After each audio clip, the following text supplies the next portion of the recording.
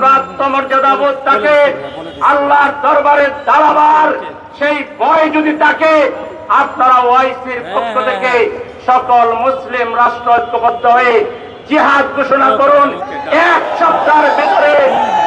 সপ্তাহের ভিতরে ইসরায়েল খান ধ্বংস হয়ে যাবে।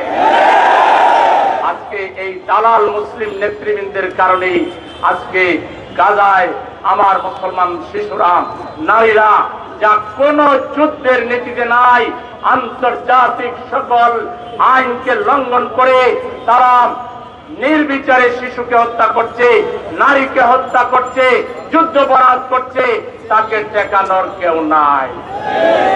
সময় আসবে, আল্লাহ ইন্নাল্লাহ লা ইউহিব্বুল মুতাদিন, আল্লাহ বাড়াবাড়িকারীকে পছন্দ করেন না। খুব শীঘ্রই ইনশাআল্লাহ সেই সময় আসবে, নেতানিয়াহু নমরুদ ফিরাউনের চাইতে ভয়াবহ করুণ পরিণতির সম্মুখীন হতে হবে। আমরা আবারও ওআইসির কাছে দাবি জানাবো, আপনারা যথাযথ পদক্ষেপ নেন। ওআইসিকে একটা টুটো জগন্নাথ হিসেবে এইভাবে রেখে মুসলমানদেরকে মার খাওয়ার সুযোগ না দিয়ে যদি কিছু করতে না পারেন, আপনারা ওআইসি ভেঙে দিন।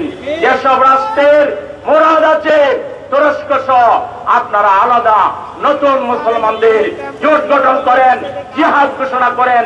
আমরা বাংলাদেশ সহ সারা দুনিয়ার মুসলমানরা জিহাদের জন্য প্রস্তুত আছি। আপনারা কি জিহাদের জন্য প্রস্তুত আছেন? আসুন, আমরা আমাদের প্রতিবাদ জানালাম, আমাদের ইমানের দায়িত্ব পালন করলাম, কিন্তু আমাদের প্রফেসর ইউনূস সাহেব, আপনি একজন আন্তর্জাতিক খ্যাতি সম্পন্ন ব্যক্তিত্ব, আপনাকে আমরা আহ্বান জানাবো, আপনি উদ্যোগ নিন।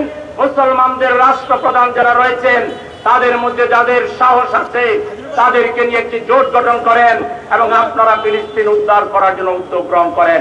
আপনাদের পাশে জামায়াতে ইসলামী সহ বাংলাদেশের কোটি জনতা আপনাকে সমর্থন জানাবে।